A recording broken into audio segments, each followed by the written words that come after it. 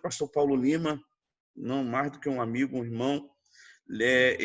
Tanto ele quanto a pastora Cláudia são líderes de conselheiros da Casa de Recuperação de Casamento, conselheiros e intercessores do pastor Josué Gonçalves e família, intercessores do pastor Tiago Brunet e família, intercessores do pastor Douglas Gonçalves e família, pastor da família, microbiologista, professor universitário, administrador de empresas, empresário, coach familiar, capelão, compositor, autor de literatura sobre casamento, sabedoria da intercessão e como se tornar um conselheiro relevante. Todos os seus livros são best-sellers em 6 edições. Pastor Paulo Lima e pastora Cláudia têm uma obra prática em Deus, ajudando pessoas através de mentoria a destravar suas vidas financeiras, psicológicas e traumas na alma. É uma honra tê-lo aqui ministrando. Eu sempre falo para ele, é uma honra sempre poder ouvi-lo ministrar, é uma honra poder estar com ele. A gente sempre cresce, a gente sempre aprende. Mais uma vez, uma boa tarde, pastorzão, está com o senhor. Amém. Boa tarde. Graça e paz a todos os irmãos queridos e amados. Também quero saudar a irmã lá da Suíça. Estou vendo ela aqui com o neném no colo, Edilene. Tudo bem, querido? Dá um tchauzinho aí, ó. Lá na Suíça. Agora deve ser 7 horas da noite aí. Não é isso? Que bom, viu? Que bom estar com vocês. E quando o bispo me convidou para ministrar hoje, um grupo de príncipes e princesas do Senhor tão amado, um povo que alimenta pessoas, que agrega valores nas pessoas, um povo que alimenta pastores, que alimenta a igreja, um povo que está sempre agregando valores nas pessoas. É uma responsabilidade muito grande. E depois dele ler esse enfoque da minha vida para vocês na apresentação, a responsabilidade ficou ainda maior. Mas para chegar nesse enfoque que ele deu a respeito de toda essa obra de Deus na minha vida, eu quero fazer uma retrospectiva hoje com você, porque o meu maior problema foi medo. Tudo isso que Deus gerou na minha vida, ele deu aí com muita propriedade, é verdade, e rapidamente para todos nós nos conhecermos melhor, quero dizer para você que antes de Cristo isso era impossível. Eu era improvável, até porque eu não venho de uma família e nem de uma geração cristã. Pelas contas que eu faço, eu devo ter ficado na árvore genealógica 100 anos sem Cristo. É uma dimensão de estatística. Nós ficamos quase 100 anos, de geração em geração, sem saber quem era Cristo. Na minha geração, na geração do meu pai e da minha mãe, que nós começamos a perceber quem era Cristo. Então, penso que o número específico hoje para nós, para mim, para você, para a gente tomar como base nesse momento de ministração, é que eu venho de uma árvore genealógica de 100 anos sem Cristo.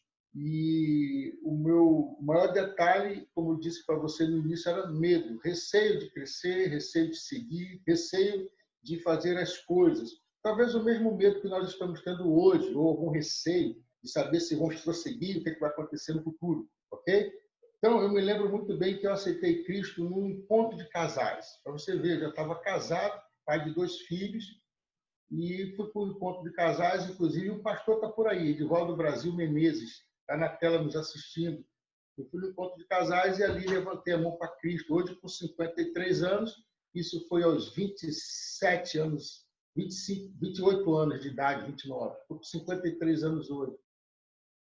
Naquele momento que eu aceitei Cristo, levantei a mão para Cristo, eu escutei uma voz no meu coração, lá no altar, dizendo que até ali Satanás comandava a nossa vida, a nossa família. Depois dali, seria Deus que estava comandando. Eu escutei nitidamente a voz que eu ouvia tantos anos atrás, eu estou ouvindo ela de novo hoje. Até aqui comandou Satanás, daqui para frente comando eu. Eu vou comandar a sua vida. Vai vir uma paz de Deus que excede todo entendimento. E eu saí daquele encontro de casais, do casamento restaurado, que já estava na falência, já estava no divórcio, já estava totalmente desmontado. Era só chegar segunda-feira e assinar os papéis. Então, nós saímos daquele encontro de casais com uma perspectiva nova, com um coração novo, uma visão nova para poder enxergar o que é vida, o que é família, o que é Cristo. E assim eu estava no primeiro amor. Aí eu me lembro muito bem que estava amando tanto Cristo, né? Tão chegado a Cristo, e chegou um dia que foi bem interessante.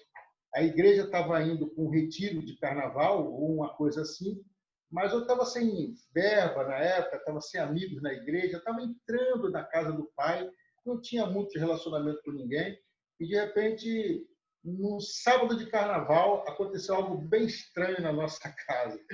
A gente aceita Jesus, aceita Cristo com 60 dias antes desse sábado, e no sábado de carnaval, a gente sozinho em casa, e eu falei para minha esposa, vamos fazer uma faxina na casa. E ela disse, que faxina? Eu falei, vou queimar meu violão, eu tocava a música do mundo, vou queimar os CDs, os livros de filosofia, essas coisas que não vale a pena ter dentro de casa. E comecei a fazer aquela faxina e a fogueira santa. E ficou uma pilha enorme. Ficou tão grande que a gente teve que ir para a rua, colocamos uma folha de zinco no asfalto para não queimar o asfalto. E eu coloquei uma garrafa de álcool em cima daquilo tudo e toquei fogo em cima daquela miséria, daquele passado que tinha que esquecer ele. E começou aquela coisa pegar fogo de uma maneira tal que a gente ficou olhando aquela fumaça subindo e um peso ia saindo de nós, verdadeiramente.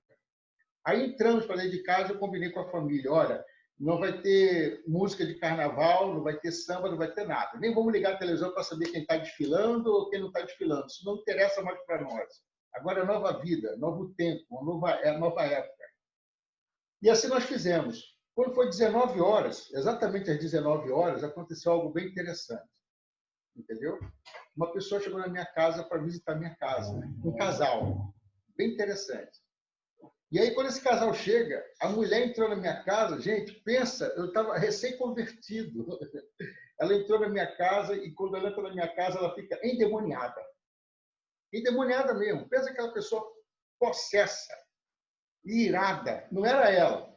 E o que estava nela me acusava, dizendo, você perdeu o medo de mim, você perdeu o medo de mim, e eu vou te matar, eu vou arruinar suas finanças, eu vou arruinar seu casamento. E meus filhos pequenininhos atrás de mim, minha esposa se escondendo, todo mundo ali com aquele medo, a gente não sabia enfrentar aquilo, não sabia de que maneira ia lidar com aquela situação, o marido da mulher olhando para aquela situação também não sabia o que fazer. Aí eu me lembrei, já sei o que eu vou fazer. Peguei, entrei no quarto e tinha um CD do padre Marcelo Rossi. Padre Marcelo Rossi, a avó da minha esposa, que estava viva na época, me deu um CD do padre Marcelo Rossi, porque eu sempre gostei muito de música, de louvores também. Mesmo sendo crente, eu gostava de louvores.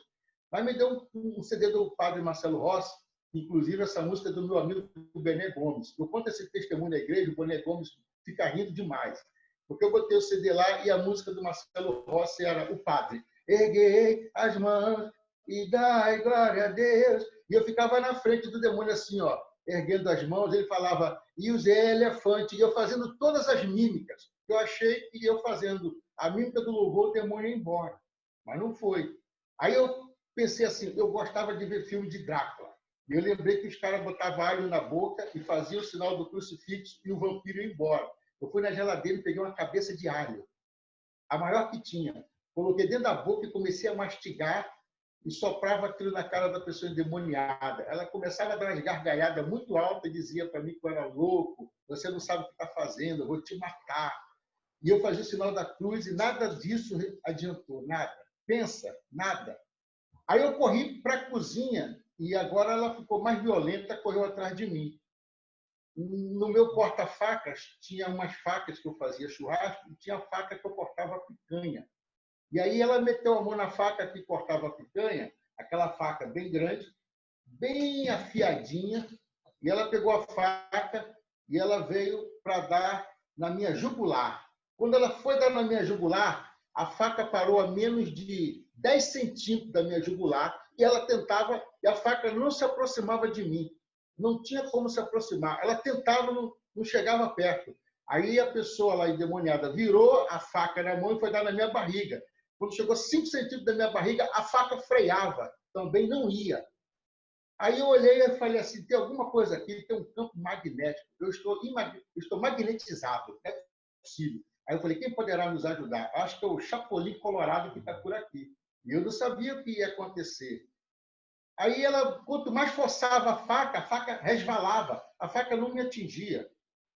Aí eu me lembrei que naquele dia de tarde, eu tinha escutado um programa na televisão onde o camarada dizia assim: diabo, pega tudo que é teu, sai daqui e vai embora para nunca mais voltar. Aí eu me lembrei daquele programa que eu estava vendo de tarde, de um programa evangélico. E aí eu olhei para aquela pessoa com a faca na mão e disse assim: diabo, para com isso, pega tudo que é teu e vai embora daqui para nunca mais voltar. Aí a pessoa caiu no chão. Pá! Eu falei, meu Deus, aceitei Jesus, a pessoa com a faca na mão tentando me matar, eu agora matei ela. Aí eu corri, botei a mão aqui, comecei a ver se ela estava pulsando, se ela estava respirando. Aí a pessoa levantou sem nenhum demônio, toda assim, preocupada com o que tinha acontecido, o que estava acontecendo. E eu falei, meu Deus, o que é isso? E dali para frente, a gente começou a entender quem era Deus. Dali para frente, a gente começou a entender o que era igreja, o que era o poder de Deus, o que era Cristo.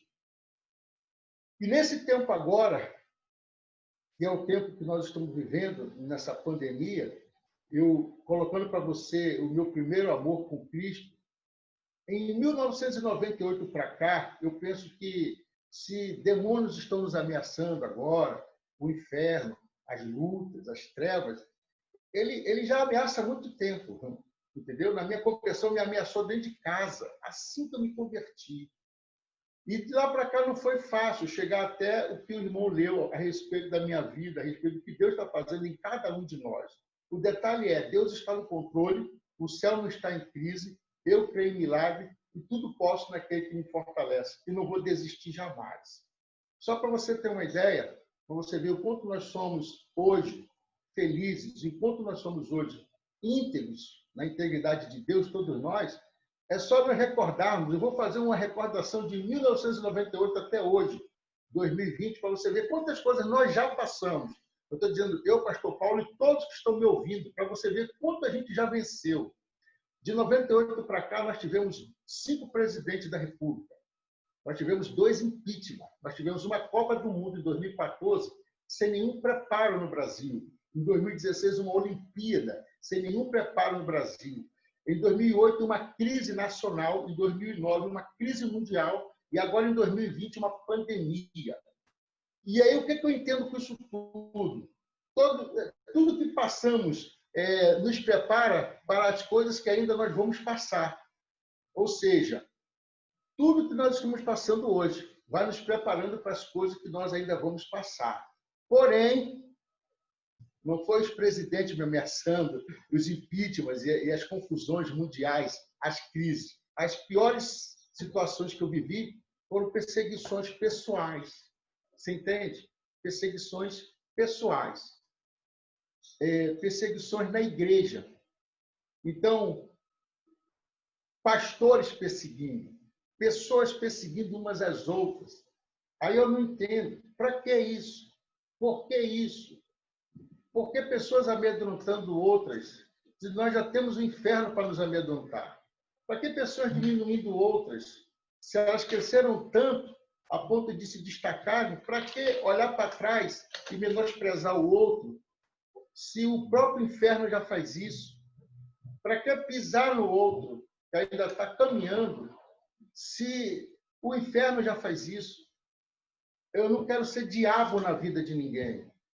E a Bíblia diz que a porta do inferno não prevalecerá. Mas eu também vejo que nessa caminhada tem muita gente tentando ser porta do inferno, querendo se prevalecer um sobre o outro. Ok? Eu fui ameaçado dentro de casa pelos demônios. Depois eu fui ameaçado na igreja. Porém, o que difere não é o quanto te ameaça. Eu te ameaço. Mas o quanto você se permanece íntegro em Deus. E integridade é tudo. E aí eu comecei a entender que a minha luta não era contra carne nem sangue, mas principados e potestades, porque é difícil lidar com pessoas, é difícil lidar com gente.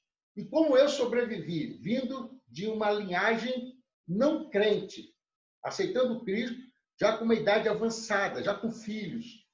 E depois eu tinha que me defender do diabo, do inferno e de algumas pessoas, de alguns pastores. Eu tinha que me defender. Até porque eu gostava de fazer muito, gostava de amar muito, de abençoar muito, e parece que isso incomoda. É porque toda vez que você se parece com Cristo, você incomoda o inferno mesmo. E aí eu fiquei pensando, como é que eu consigo sair disso? Eu fui para a Bíblia. E eu falei assim, eu tenho que aprender alguma coisa para me destravar e fazer eu caminhar. E o que me fazia andar e eu destravar e caminhar? Vamos ler a Bíblia. A primeira coisa que eu encontrei na Bíblia foi João 3,27. Esse texto, eu durmo com ele, eu acordo com ele, inclusive esse louvor que tocou, nós que compusemos ele, eu e o maestro. João 3,27 diz, o homem não pode receber coisa alguma se do céu não lhe for dado. Você não pode receber coisa alguma se do céu não lhe for dado. Então, eu passei a não depender mais de gerente de banco, mais de diretores de empresa. Eu não passei mais a depender de presidente de igreja, nem de nenhum congresso, nem de um seminário, nem de nada. A dependência era total de Deus. João 3,27. O homem não pode receber coisa alguma se do céu não lhe for dado. E aí eu comecei a depender muito do céu, muito da sala do trono. Eu falei assim, só que a minha dependência não pode ser só uma dependência, eu também agora tenho que retribuir. Aí eu falei, vamos começar retribuindo olhando para dentro de casa. Aí para onde eu olhei? Efésios 6:1. Ama teu pai e tua mãe, ok? Como o primeiro mandamento com promessa, para que te vá bem todas as coisas e tenha vida longa. Aí eu fiquei pensando, eu tenho que depender do céu, da sala do trono, e eu tenho que honrar as pessoas. Porque isso é bíblico, isso é santo, isso é legítimo, tem uma legitimidade espiritual. Porém, eu fiquei pensando, o Deus de amor manda eu honrar as pessoas.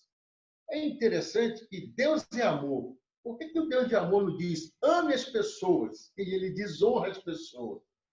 E eu fiquei olhando e fui ensinado que o Deus de amor manda você honrar as pessoas porque o amor é voluntário. Você não pode exigir recompensa do amor. Você não pode exigir que ninguém te ame. O amor é voluntário. No amor não existe recompensa. Porém, quando você honra as pessoas, há uma recompensa na honra. Toda vez que você honra as pessoas, há uma recompensa nas honras. Daí para frente, eu comecei a ser trabalhado por algumas pessoas. Uma delas, o pastor Josué Gonçalves, que nós estamos juntos até hoje, que foi abrindo minha visão e me dando ensinos e agregando valores. E eu sempre deixei o meu coração ser ensinável, a ponto de carregar durante 8 anos livros. O pastor Josué chegava no Rio, eu não era nem membro da igreja dele, eu buscava ele no aeroporto, eu colocava os livros na mala do carro, eu levava ele para o hotel, levava ele para o restaurante, não ia para casa, ficava sentado no hotel de 3 horas da tarde até às 18 horas. Quando eu pegava ele, levava ele de volta para a igreja onde ele ia pregar. Ele pregou muitas vezes assim na igreja do pastor Marco Gregório, o pastor Silas Malafaia e muitos outros pastores. Eu não era nem membro da igreja dele, mas eu entendi que a honra tinha recompensa. Eu não precisava ser da igreja do meu irmão para honrá-lo ele, ok? Eu tinha que somente estar ligado à palavra de Deus e estar honrando as pessoas. Aí um dia, depois de 8 anos, para você ver como a honra ela é fabulosa, depois de 8 anos, carregando caixa de livros e caixa de livros para o pastor Josué, montando o stand dele de vendas, fazendo isso com amor, com graça, com honra. Depois de 8 anos, eu estava dormindo quando Deus me tocou de madrugada, 3 horas da manhã, e o Senhor falou ao meu ouvido, levante-se e escreva seu primeiro livro. Só que, mais uma vez, eu era o improvável. Por quê? Eu era o pior aluno de português da escola. Pior aluno. Eu passava em português porque eu me esforçava. Mas era o pior aluno de português da escola. E agora Deus diz, levanta-te e escreve o teu livro. E eu falei, que livro? Quando eu abri o meu notebook, veio uma voz na minha cabeça e disse, faz um livro para destravar as pessoas. E aí nasceu esse livro, Destravando a Mente, Libertando a Alma e Aliviando o Coração. Esse livro, ele era um pocketbook, um livro de bolso. Hoje já está na Europa, no Brasil, andando por aí afora. Um livro que fala Destravando a Mente, Libertando a Alma, Aliviando o Coração. Inclusive, o meu amigo Tiago Brunet tem um capítulo dentro do livro falando sobre a nossa intercessão inteligente na época que ele montou o Destino. Ele me apoiou e colocou esse episódio que nós vivemos juntos dentro do livro. Para você ver, quanto mais você honra, mais Deus te honra. Quanto mais você honra, mais Deus te honra. Eu, fazendo faculdade de biologia, já com a idade avançada, porque eu resolvi estudar tarde, já com mais de 30 anos fazendo biologia. Eu era professor voluntário de ciência nas favelas do Rio de Janeiro. Uma das comunidades que eu dei muita aula como professor voluntário, sem ganhar nada, foi no Lixão de Caxias. E eu fiquei 1 ano e meio dando aula para aquelas crianças com reforço de ciência, matemática. Tudo vinha. Tudo que eu podia ensinar, eu ensinava. De graça, todo sábado, de 8 horas da manhã até às 5 horas da tarde. Doando para aquelas crianças.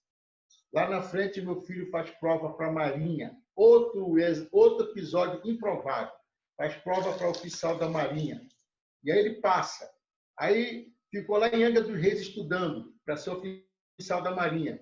Fiquei 40 dias sem ver meu filho. A primeira vez que eu fui ver meu filho, os portões lá de onde ele estava estudando se abriu. E ele estava formado com um grupo grande de alunos igual a ele. E eu olhei para o céu para agradecer a Deus e perguntei assim, por que eu mereço isso? E Deus disse assim, eu me lembro de todas as aulas que você deu lá no Lixão. Aí está a sua recompensa. O seu filho recebeu a graça. Desse jeito. Desse jeito. Desse jeito. Desse jeito. Porém, irmãos, como eu disse para você, a luta nem contra a carne nem sangue, mas principais e potestades. Mas no caminho, na caminhada, a gente encontra muita gente querendo ser porta do inferno e muita gente querendo ser diabo e demônios na vida das pessoas, mesmo estando na igreja. Pessoas, inclusive, que não sabem honrar. Muito pelo contrário, tentando desonrar.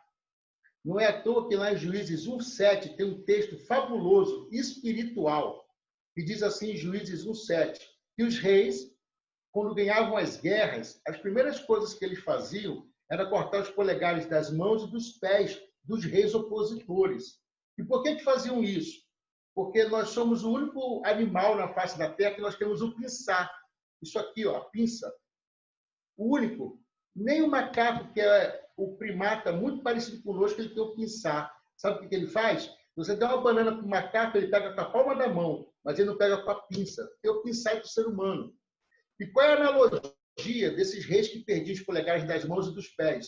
Estavam tirando as honras desses reis assinarem decreto. Quem não tem polegar não pode assinar decreto. Não pode dizer, eu e minha casa serviremos ao Senhor, e nem pode assinar decreto. E por que tiravam os polegares dos pés, dos reis? Porque desequilibravam.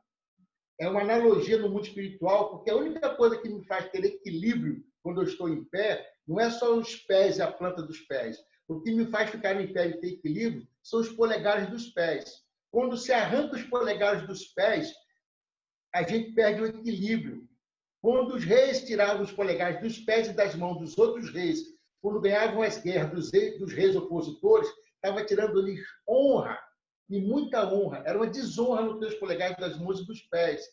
Muitos de nós estamos numa caminhada e talvez a gente escutou até um abuso espiritual de alguém, dizendo você não vai ser nada, você não vai ser ninguém, você não vai a lugar nenhum, você não vai construir. Sai daqui para tu ver onde tu vai chegar. Quantos de nós? E isso me remete a Juízes 1:7. Reis e sacerdotes tirando os polegares de reis e sacerdotes. Quantos homens e mulheres dentro de casa, os homens desafiando as esposas, e as esposas desafiando os homens, tirando o quê? Os polegares das mãos e dos pés. E o que isso nos remete? Desonra. Desonra no mundo espiritual. Quantas pessoas que eu já ministrei, e simplesmente o que nós fomos fazer com elas, como nós ungirmos as mãos e os pés, e a pessoa passou a prosperar físico, mental, espiritual, sexual e até finança. Mas por que aconteceu isso? Porque um dado irmão tirou os polegares dos pés e das mãos e essa desonra veio sobre a pessoa como uma desonra espiritual. Ok? E não é fácil lidar com essas desonras, mas essas desonras são assim, queridos. Quanto mais você vai indo, parece que o mundo espiritual contra-ataca, mas contra-ataca com os da própria casa. Olha, eu não me esqueço quando eu estava na caminhada e teve um pastor querido e eu tentei lançar meu livro 8 vezes na igreja dele. Ele me chamou 8 domingos na igreja dele. Eu compareci 8 domingos na igreja dele. Todo domingo ele botou um pregador de fora. Não me deixou lançar o livro. Aí depois, um dia eu sentei com ele no gabinete assim e falei, pastor, já é a 8ª vez que eu venho aqui e não consegui lançar o livro, todo domingo tem um pregador, só me chama para pregar e me cancela na hora que eu estou aqui. Aí ele disse assim para mim, é porque eu estou escrevendo meu livro, quando o meu livro sair, você lança o seu, é porque o meu ainda não chegou. Não entende o que é honra, não entende o que é honra, não entende o que é honra, não entende o que é honra, não entende o que é honra, não entende. Tem gente que não entende.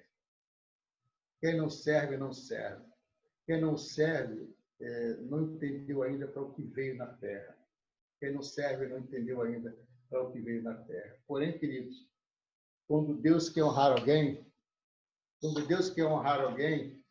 ele tira o sono do outro. Talvez você que está me ouvindo aqui agora, viu o irmão ler um release tão bonito, tão gostoso, e não me dá nenhum orgulho, muito pelo contrário. O que me dá é um peso de honestidade e de honrar as pessoas e honrar a igreja e honrar os irmãos. E dar as mãos àqueles que estão lá embaixo, aqueles que não conseguiram. Até porque eu nunca murmurei sobre nada. Escute isso. A murmuração é o pacto com a derrota. Pessoas murmurem e não saiam do lugar. A murmuração é o pacto com a derrota. Quem murmura está se derrotando a si mesmo. E eu tinha que me reinventar todas as vezes. Talvez seja um tempo agora que a gente vai precisar se reinventar. Agora, escute isso. Quem não se reinventa, vira museu de si mesmo. É preciso nós nos reinventarmos. Se você não se reinventar, você vai virar museu de si mesmo. Se eu tivesse ouvido as vozes, se eu tivesse ouvido os nãos, se eu tivesse ouvido as coisas que eu ouvi, tivesse deixado de entrar no meu coração, eu não estava ministrando para vocês agora. Eu não estava no Pastor Amando Pastores. Eu não tinha escrito os livros que eu escrevi, guiado pelo Espírito de Deus. Sabe por quê, querido? Eu passei a confiar na sala do trono. Passei a confiar na voz de Deus. Passei a confiar que Deus gera todas as coisas. Até porque eu gosto muito de ouvir Deus, e isso é uma dinâmica que a gente tem que aprender a fazer. Muitas das vezes a gente senta e fala com Deus. A minha oração ela começa com meia hora de silêncio, ouvindo Deus. Eu vou orar, eu fico meia hora parado. Se você fala assim, pastor, você não me chamou para orar? É porque meia hora eu fico ouvindo Deus. Por um princípio único. Quando Deus formou o mundo, lá em Gênesis, Deus falou, o mundo ouviu, o mundo se engravidou do que ele queria e o mundo devolveu para ele o que ele pedia. Que haja luz, houve luz. Que haja o firmamento, houve o firmamento. Deus fala, o mundo se engravida e devolve para ele. Quando Jesus veio à Terra, queridos, novamente um anjo veio e disse no ouvido de Maria, eis que tu conceberás um filho e por-lhe-ás o nome de Jesus. Maria ficou grávida pelo ouvido. Às vezes a gente quer falar muito, mas eu penso que é hora de ouvir muito. No mesmo episódio que Maria ficou grávida pelo ouvido, eu quero entender que hoje nós estamos ouvindo uma mensagem que vai deixar a gente grávido dos sonhos hoje. Sabe aqueles polegares que arrancaram das nossas mãos, dos nossos pés? Vai cair por terra hoje em nome de Jesus. Sabe aquela pessoa que disse que você não volta para a sua igreja? Você vai voltar, e por um melhor. Se você não pregar na igreja, tem um hospital. Se não tiver hospital, tem trem. Se não tiver trem, tem algum lugar para pregar. Tem lugar nenhum, vem aqui para casa que a gente ora junto. Nós vamos orar junto. E é uma pregação. Uma das melhores é quando a gente, mais sincera, é quando a gente olha um para o outro, olho no olho e ora junto. É uma das mensagens mais sinceras. E ali a gente chora, a gente ri, a gente se abre. E as pessoas não se abrem. Agora, quando Maria ficou grávida pelo ouvido, no mesmo episódio, Deus também mandou um anjo falar para Zacarias que ele iria ser pai. E aí, querido, o anjo disse, você vai ser pai. Sabe o que Zacarias falou? Que muitas de nós fazemos também, não acredita na voz do céu, não acredita em João 3,27. E Zacarias não acreditou, disse, quem eu conceber, minha mulher conceber, já estou de idade avançada. E Zacarias falou aquela história toda que todo mundo já conhece, está lá em Lucas, e de repente o anjo disse, vai ficar mudo, até que a criança nasça. Sabe por quê? Quem não ouve Deus perde a voz profética. Toda vez que você não ouvir Deus, você perde a sua voz profética. Deus começou o mundo falando, e o mundo ouvindo, e o mundo se engravidava dos desejos de Deus e retribuía para ele. Maria, quando foi ter Jesus, Deus engravidou ela pelo ouvido. Ela ouviu e acreditou, e ela ficou grávida. É hora de ouvir Deus e se engravidar dos seus sonhos. Os seus sonhos nascem pelo ouvir e ouvir a palavra de Deus. Está escrito lá em Romanos. Ouvir e ouvir a palavra de Deus. Porém, Zacarias não quis ouvir. Quem não ouve Deus perde a voz profética. Ouça Deus. Não deixe de ouvir Deus. Não adianta que falaram, não adianta que disseram de você, não adianta dizer para você que disseram para mim. Pastor Paulo, você quer pregar? Eu falei, quero. Mas você é de uma família que nunca teve Jesus. Você não sabe pregar. Olha eu aqui pregando. As pessoas estavam erradas. Olha eu aqui pregando. Elas estavam erradas. Um dia eu escutei o Miles Moore falar, bem interessante. E ele tinha um professor que chamava ele de monkey, de macaco. Miles Moore, quando estava vivo, deu esse testemunho. E o professor Robson chamava ele de monkey. E ele era um mau aluno na sala de aula. E aí ele chegava em casa e dizia para a mãe dele, eu sou um monkey, eu sou um macaco. E a mãe dele diz, não, você é rei sacerdote, ouça a voz de Deus, você é o que a sala do trono diz, você é o que Deus diz, você não é o que os homens dizem. Ele dizia, mas meu professor Robson. E a mãe dele dizia, não, e orava com ele, orava com ele. E aí ele se tornou quem ele se tornou, Miles Moore, escritor de vários livros. Um dia ele está fazendo dedicatória num dos livros dele e tem um senhorzinho na fila, bem velhinho, com o livro dele e chega para ele dar o autógrafo, a dedicatória. Ele olhou para o velhinho e falou assim nos olhos dele, eu te conheço. Aí o senhorzinho disse sim para ele também, eu também te conheço, Miles. Muito, muito feliz de você chegar aonde chegou. E me perdoe por a vida inteira ter te chamado de macaco, dizendo que você tinha um cérebro pequenininho. Aí o Mário Moro disse que se levantou e deu um beijo, um abraço nele e disse, muito obrigado por ter me chamado de macaco. Você foi meu trampolim. Ei, teu trampolim está por trás das pessoas que ficam te deixando para trás. Teu trampolim está por trás das pessoas que te deixam de lado. Todo mundo que te castiga vai virar teu trampolim. Porque se Deus tem algo contigo, querido, você vai triunfar, você vai seguir. Você não é o que as pessoas falam, você é o que a sala do trono fala. Por isso que Deus, quando começa uma oração, Ele ensina nós fazermos uma oração global. Pai nosso, então é nosso. Pai nosso, pão nosso, igreja nossa, culto nosso, livro nosso, PAP nosso, é tudo nosso. Quem tentar individualizar, Deus puxa o tapete. Nunca seja individual, seja pão nosso, igreja nosso, crente nosso, missão nossa, PAP nossa, cesta básica nossa, culto nosso, tempo nosso. Se individualizar, Deus sabe que por trás da individualidade está Satanás. Por trás da comunhão está o Espírito de Deus. Não foi à toa que Eva, lá no paraíso, a Bíblia diz que ela comeu do fruto e deu para o marido. Ou seja, toda vez que você vê alguém primeiro pregando para si e depois dando para o outro, está aí o espírito satânico, o egoísmo. Porém, Jesus veio em 1 Coríntios 11, 23, diz que, e repartindo o pão, ele deu para os discípulos e depois comeu. Toda vez que você vê alguém dando, depois pegando para si, aí está o Espírito de Deus. Toda vez que você vê alguém dividindo, não tem Deus nisso, tem Satanás. E quem tentar individualizar a igreja, Deus puxa o tapete. Quem tentar honrar, somar, e quem tentar buscar e agregar, Deus só levanta. Quer aprender algo para levantar? Agregue. Quer aprender algo para chegar em algum lugar? Some. Quer aprender algo para poder Deus te colocar nos lugares que você pediu? Sempre esteja com o coração disponível a aprender. Pai nosso, pão nosso, igreja nossa, irmão nosso, saúde nossa, hospital nosso, cesta básica nossa, tudo nosso. Não divida nada. Até porque a oração do Pai Nosso começa, Pai nosso que está no céu, santificado seja o teu nome, venha a nós o vosso reino, seja feita a tua vontade aqui na terra como no céu. Perdoa os nossos pecados, assim como nós perdoamos aqueles que nos são ofendidos. Ei, primeiro Deus diz, pão nosso, Pai nosso.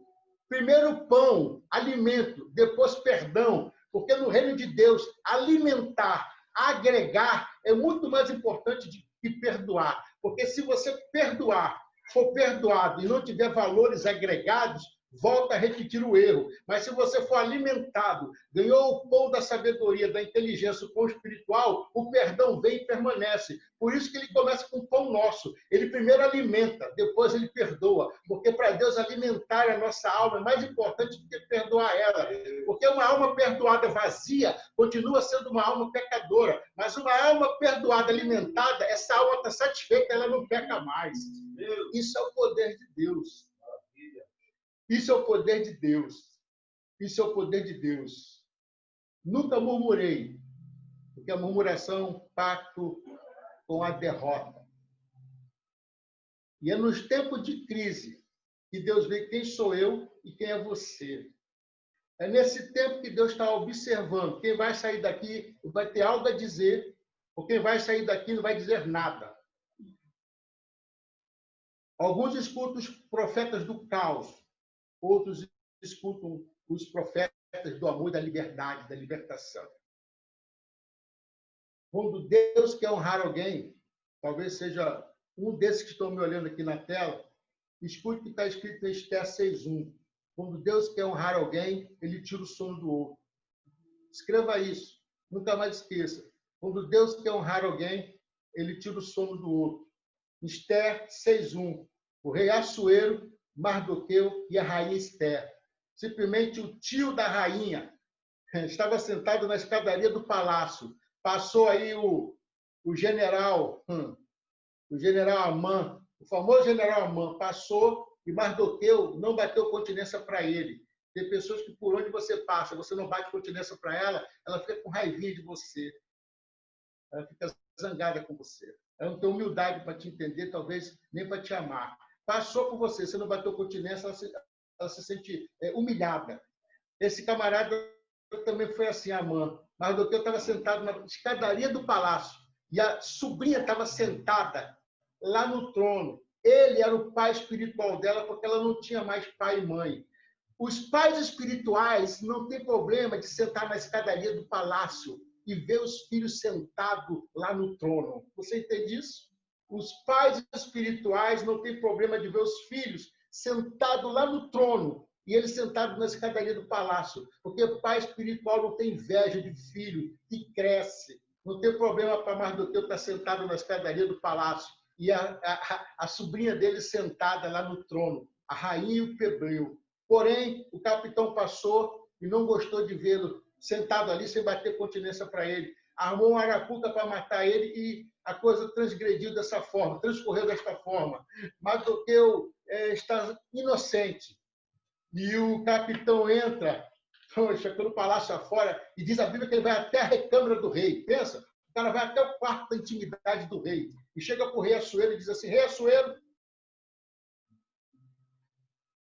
eu não sou o capitão da sua guarda? E o rei Assuero disse sim.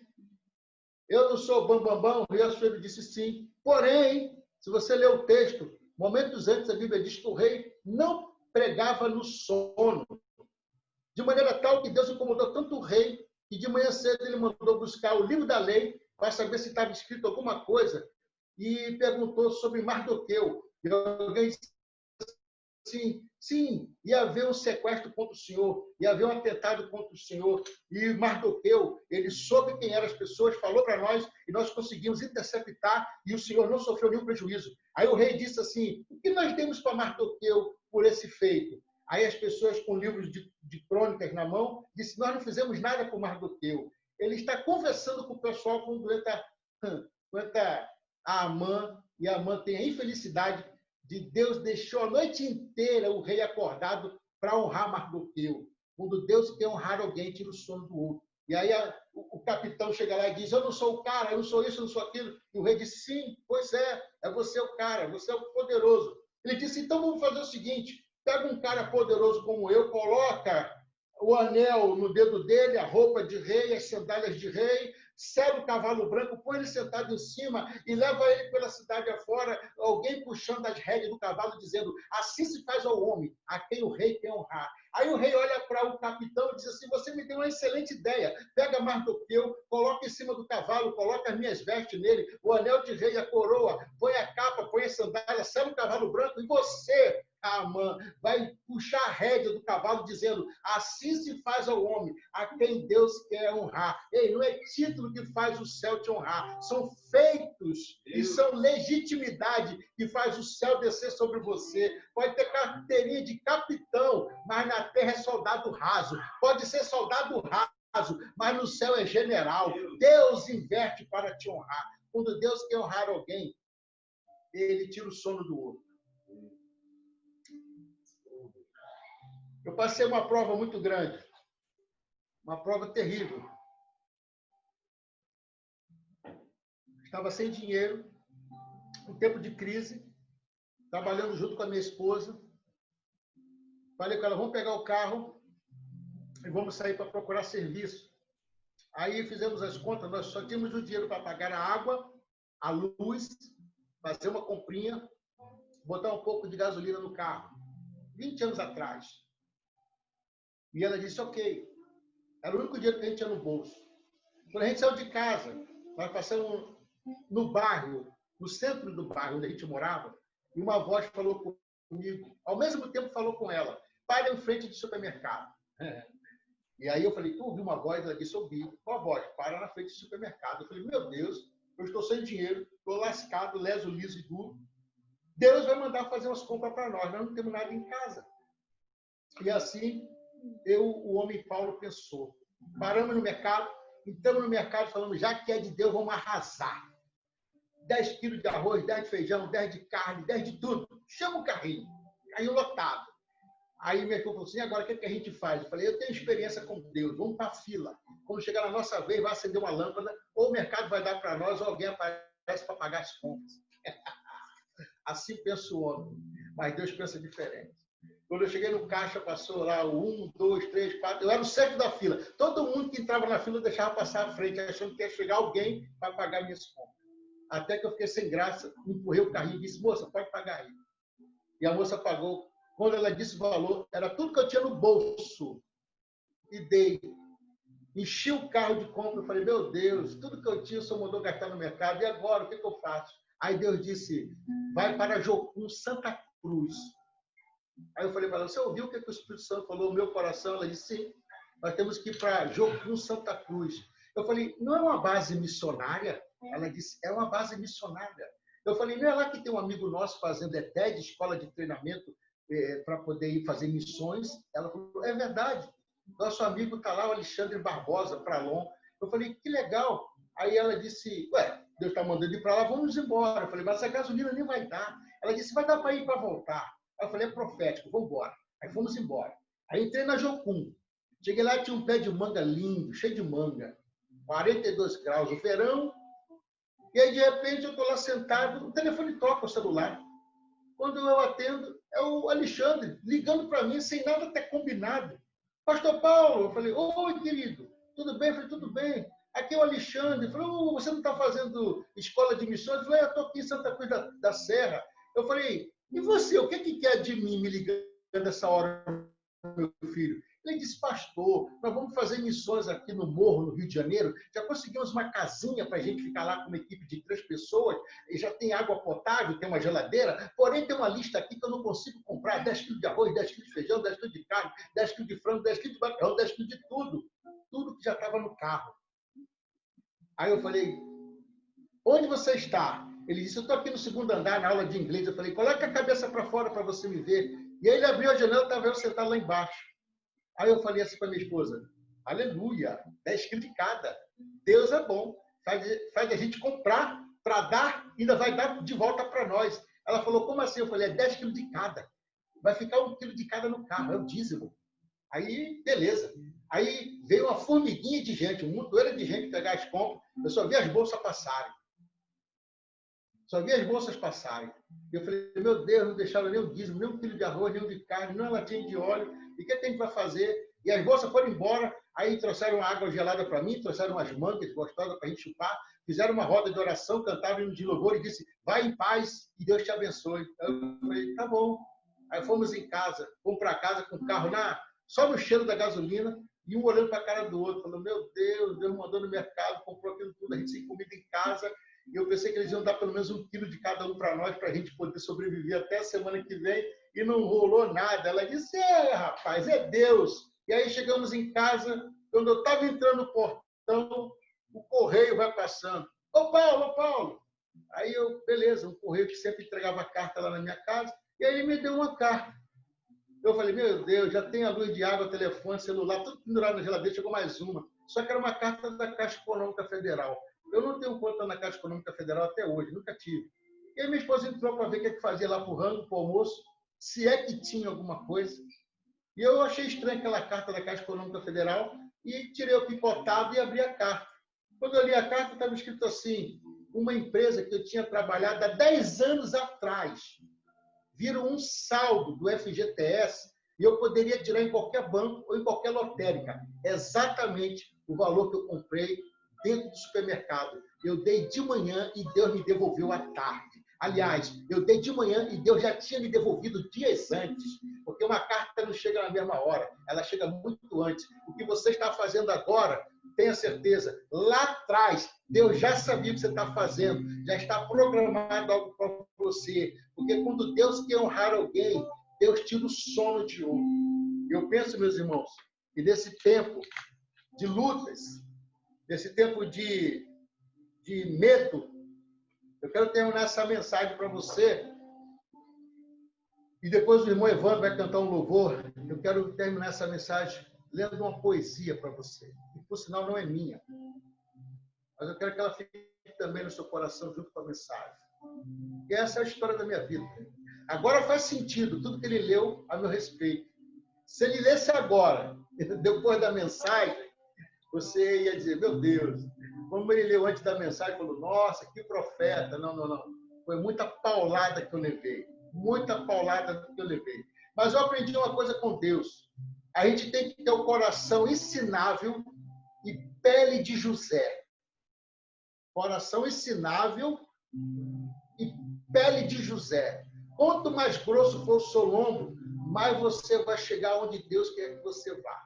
Coração ensinável, pele de José. Coração ensinável, pele de José. Isso que vai nos salvar. Escute a sala do trono. Quem não ouve Deus perde a voz profética.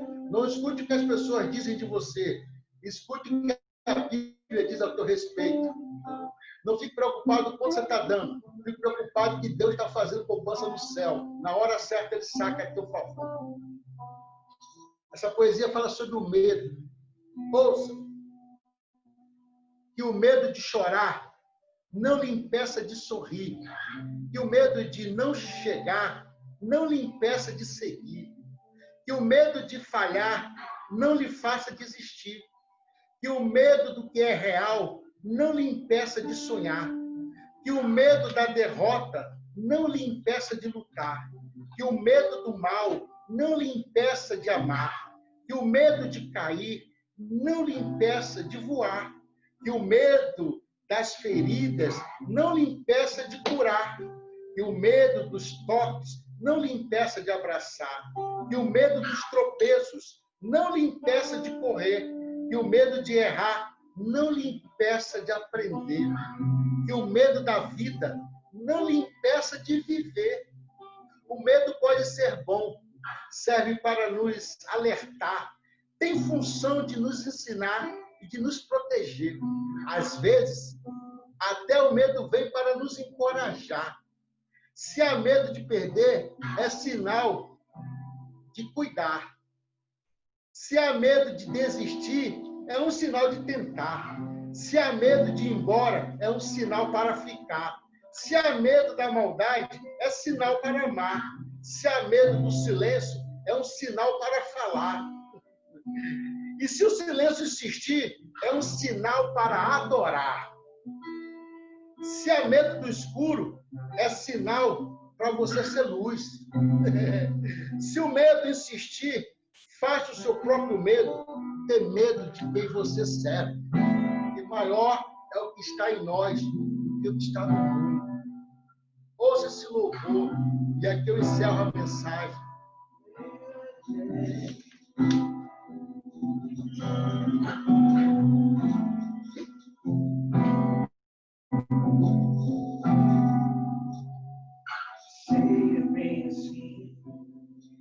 medo chegue a aflição, destrói as bases que sustentam o coração. Sei, é bem assim, é tão difícil suportar o medo, a dor e a lágrima olhar. Não sabe mais o que fazer, nem mesmo pra onde ir. A única certeza que chegou ao fim. Mas Deus mudou a minha vida, também vai mudar a tua história. Deus não deu seu único filho pra morrer por nós, mas não outrora derramou seu sangue carmesim. Por você também e por mim. Você não nasceu para sofrer. Hoje Deus vai te fazer feliz, vai te arrancar do fundo do poço, te reerguer, te fazer um pastor, vai mostrar para todos os teus inimigos que Ele sempre esteve contigo.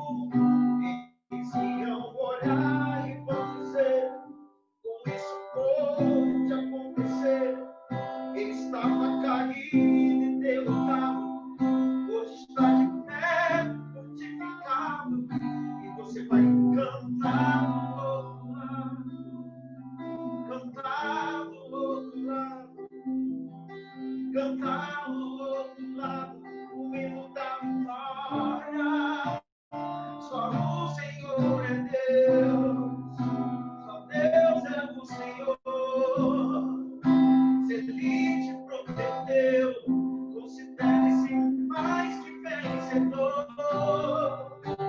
Só o Senhor é Deus, só Deus é o Senhor. Se Ele te prometeu, considere-se mais que vencedor.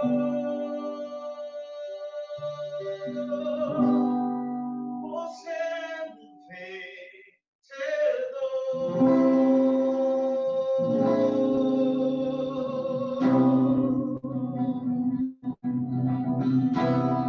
Glória a Deus. Pastor Paulo Lima, sem palavras. Eu acho que para todos os pastores a palavra que termina e encerra essa reunião é gratidão. Gratidão. Gratidão por tudo que o Senhor ministrou. Gratidão. Eu acho que essa seria a palavra que define essa reunião de hoje.